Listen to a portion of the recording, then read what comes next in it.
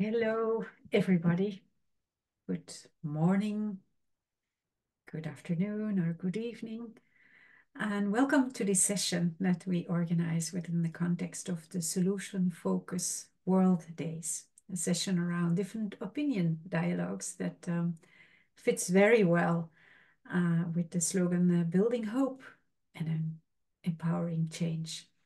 My name is Lily Deforce from Ilfaro. We are a training and coaching organization that works solution focused in Belgium. And I'd like to share with you today our experience with the different opinion dialogues, a way to bring together people that differ, that have strong opinions and that have very different opinions around specific societal topics. Only the first part of this session will be recorded, the plenary part. And so I would like to do three things with you. First, I'd like to tell you the story, because we've been working on this topic since 2019. So I'd like to share with you our experience. And then I would like to explain to you how we facilitate different opinion dialogues, and I'll invite you to participate in a session. So I'll bring you in breakout rooms together with somebody else, maybe on the other side of the world, to have a conversation on a topic where you might have a different opinion on. And lastly, I'd like to exchange with you I'm curious about your ideas, your experience, but also maybe on how you'd like to apply different opinion dialogues, or where you see opportunities to apply this format in your work. So let me share my screen with you. Here we go. Yeah. Different opinion dialogues, a way to combat polarization. How interesting. Yeah, that's the basic premise. How interesting. We disagree. Different opinions matter. Three things. First, the story. Second, I'll share with you how we've applied different opinion dialogues, of how we organize it, and then invite you into a session, and then I'll stop the recording, and then we'll have some, after the session, we'll have some exchange. So here we go for the story. For us at Ilfaro, it all started in 2019. Elections were coming up in Belgium, and the heat was rising on a number of societal topics. Migration and integration, the position of Islam, climate change, our educational system. And the consequence, the result of all this, was a growing polarization. And yeah, unfortunately, that's nothing unusual. We have election coming up again, and the same thing is happening. A number of quality media in Belgium, like leading newspaper De Standaard, magazine Knak.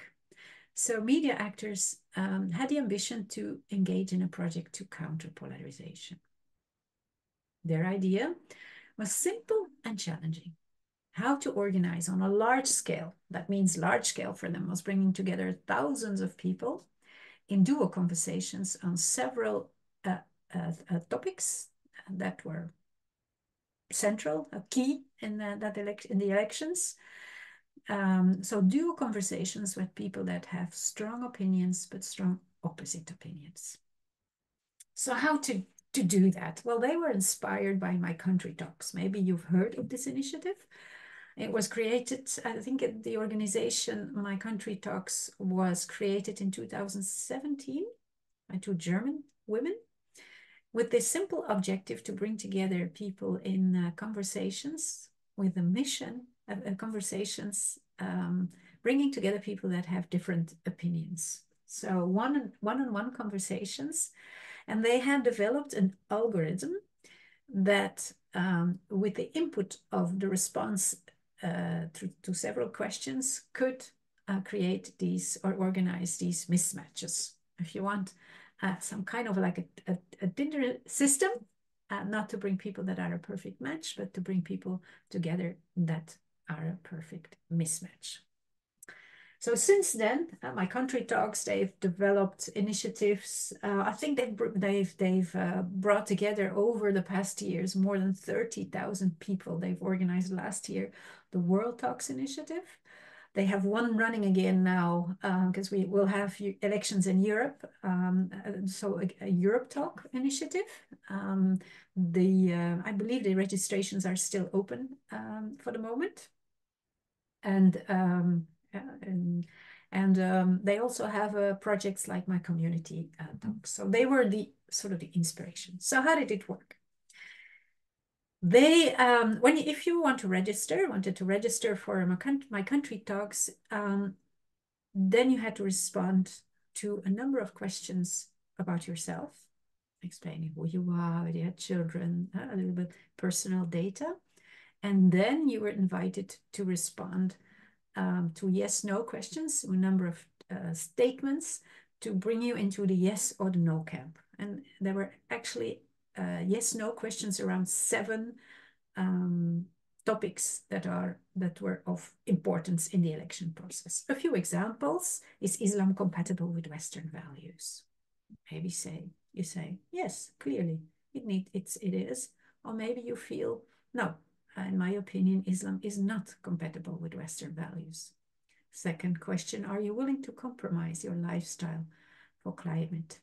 Yes, maybe you say, I'm on the yes side, or maybe I'm even strong on the yes side, or maybe you don't feel that way. You feel more maybe a weak no, or even a strong no, and so on. So there was an open call in Flanders, and almost 6,000 citizens of all ages participated and responded to the general questions and to the 7 specific yes/no questions. Then the algorithm was applied, and the participants were paired in a kind of blind date setting with somebody that had an opposite view on the topics. So you can imagine that at Ilfaro, we were enthusiastic. Well, want to participate ourselves. So several of I registered. My colleague Anton did the same. So we signed up, but also to influence and develop the methodology that was used to facilitate those dual conversations. So we asked ourselves the question: how can we make these dual conversations interesting and enriching? How can we facilitate those conversations so that the participants leave with a good feeling? So we're building on solution-focused conversation techniques such as those by Marco Ronzani, our Swiss-Italian colleague. And so we started puzzling over a good conversation format. So I was one of the participants, and I had never been in a blind date in my whole life. So this time I was participating in a blind date with a man that was 100% my counterpart. I received a mail by the organization and telling me that I was lucky, that they had found my 100% mismatch. That means that on all of the questions that I answered a yes, he had answered no, and vice versa. So we were a perfect mismatch. Dear Ms. Deforce, are you willing to accept this date? And so I did. And I can tell you already that I met the gentleman, and we had a wonderful conversation and promised each other to stay in touch. We applied, I sent my date, the format that we had developed, and requesting him if he was, if he would be willing to have the conversation in the way we proposed. And we did. And I found it had, both him and myself found it had a positive impact. In 2019, during the Solution Focus World Day, right before the elections, we gave a first workshop on the format. So the audience, all facilitators like you are solution-focused practitioners, were enthusiastic and provided many ideas on how to apply it in their work. So this encouraged us to explore this path further. So up till today, we have facilitated workshops, for example, at a university at the occasion of intercultural days on the topic of diversity. I'd like to share, yes. When, depending on the topic, of course, we develop different yes-no statements. This is the testimonial by a Muslima who participated. And she told us that it was the first time that she had talked about her religion to a fellow student. And that she was so happy that she could do it in this way. Voila. We have over the last years facilitated over 500 different opinion dialogues in different contexts. And for example, during COVID times between pro and anti-vaxxers with managers of hospitals and in the social sector, a very polarizing topic at a time, as you can imagine, or as you have experienced yourself. And more recently, we facilitated a series of conversations between the young farmers movement in Flanders and ecological activists to exchange views on environmental challenges in food production. As large-scale farmers, we actually organized these sessions in Flanders on the farm and on different farms. 400 cows. Can you imagine the tension of participants coming to the session?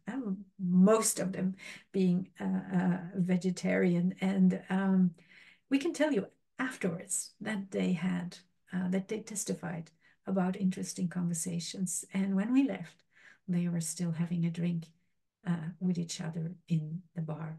One young farmer, I still remember, it was, and we hear that kind of testimonials all the time. It makes us happy. One young farmer told me afterwards, you know, when I came to the session, I was about ready to make a U-turn and go back home because I had worked all day. I was tired, and then I just didn't feel like going into a debate with an activist and having to defend my position. And here I come, and how glad I am that I did. And I find myself in a conversation with somebody who is asking me questions and listening, very attentive to what I have to say. No pressure, just an open conversation. And then I got the chance to ask the same person some questions, and giving this person the chance to share with me his point of view, how wonderful it is. We had some of these sessions in the presence. We invited some journalists to test to be present and witness what happened. And what you see here is a number of news clippings in leading Belgian media. For example, the Standard is a leading newspaper, and I'll translate the title for you. Farmers and citizens share same concerns. Yeah. The gap between farmers and activists is much less big than we would have initially thought. And so the credo that they strengthened, the journalists strengthened in this conversation, was more real conversations, less debates. So wonderful. This makes us, of course, very happy, and is always encouraging for us to continue our work on this. Oh, this is also a nice one. One of the testimonials, one person, it's not, but it's about learning, but it's also, as I'm explaining my position or my point of view or my thoughts to somebody else, it's also helping me to develop my own thoughts. So it's not only about learning, it's also developing my thoughts. So let's embark on the journey ourselves. Different opinion dialogues. And actually today is also the World Freedom of Press Day, also on May 3rd. And their slogan is matches very well with what we are going to do here. Their baseline could actually be ours. How interesting. We disagree. Listen carefully, speak freely. Different opinions matter. So in the next few minutes, I will explain you how we facilitate different opinion dialogues, and then I will stop the recording, and then I will invite all the participants in this session to participate in one of the sessions ourselves. So let's embark on the journey ourselves. If you here on this session are engaged to make the world a better place, then there are few experiences more rewarding and useful than having your own thinking being challenged, or even, it might just happen, turned upside down. A shift in thinking is the essence of transformation. This means that every day that we meet people with different opinion than ours, it's a lucky day because it's a learning opportunity. Let's be honest, how many times in our lives do we get to meet people with time for a conversation and people that have an opinion that is completely different from ours? So imagine that in a few minutes, you will engage in a conversation with someone with views that are opposite to yours. Imagine that you will do this with the motivation to enrich your own thinking, not to shift your partner's thinking in the direction of yours. With your openness to learn, then the encounter of a multitude of views offer exciting opportunities for your own personal development.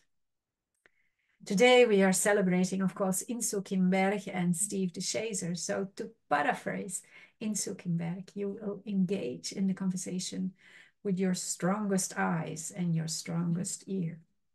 So not the other is a problem because his ideas are different from mine and we'll have to debate and see who wins. Rather, the other offers me a wonderful opportunity to learn because his ideas and thinking is different from mine. So, what shall we do?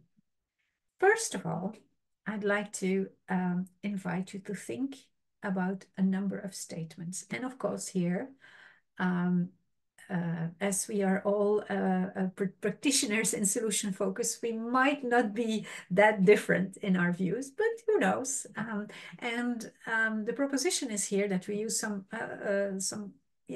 more general statements, and the invitation is to reflect on those and see where you are. So in a few minutes, I'll give you some time, 1 or 2 minutes, to record your own yes, no, and I'll post also the questions in the chat. And one of the questions is, do you think that we all need to drastically change our lifestyle to combat the climate crisis? For example, let's stop flying, let's stop eating meat, let's stop driving cars with fossil fuel cars. Maybe you say, I'm slightly on the yes. Or maybe you say, no, I'm really on the yes side on this one. Then you cross the yes. Maybe you say, no, I have other beliefs about this topic. I would rather say no. Or maybe you're even quite no, very no. Another topic, Me Too. We've had several stories about around the Me Too topic in the media in the last few weeks or months or years in Belgium. And maybe you're somebody who says, the attention to Me Too is far exaggerated. Like this professor who told me that he doesn't dare to be in a room with a student or the last student on the exam with the door closed. He always wants a witness there. And he thinks it's far exaggerated. Or maybe you're on the no side and you say, no, we haven't seen the bottom of it yet. I think this topic we need to. The attention is not exaggerated. or on the topic of white supremacy. We all need to do a bit better effort to dismantle white supremacy. Maybe you say, yeah, I tend to be yes. Or hey, maybe you strongly yes. Maybe you no, or strongly no. And the last topic, it's a topic that is also very, central in the elections, the programs of the different political parties in Belgium. It's the topic of migration. And maybe you feel that we are too intolerant with immigrants. Slightly yes or yes, yes. Or maybe you say no. I don't agree with this. So in a few minutes, I'll give you some time and the questions will be in the chat. And then when I bring you in breakout room, the first thing you'll do with your conversation partner is run over the topics and identify where maybe your views are a bit different. And I realize that we're forcing you either in the yes or the no. Yeah, even if it's only you have a tendency towards, yeah. So it's a bit, we force you a little bit in the yes or the no, okay? Okay, so find with your partner where you differ. And if you're not different, then find one of the topics where you say, hey, I'd love to have a conversation with you about this specific topic, even if you have the same, you're both on the same side. And you might, as many of our experience have learned us, you might find actually that in spite, well, even if you scored it yourself similar, that's still one, you can have an interesting conversation, and two, you can maybe learn a lot because the motivation why we answer yes or no might be a very different one. So I guarantee you, actually, based on the multitude of experience, that you'll have a wonderful conversation. So then, once you've decided on the topic, the conversation will run for 50 minutes. You'll be in the breakout room for about 50 minutes in 3 rounds. Round 1, 20 minutes, round 2, 20 minutes, and round 3, some kind of an evaluation, not on the contents, but on the way you have conversed with each other. So round 1,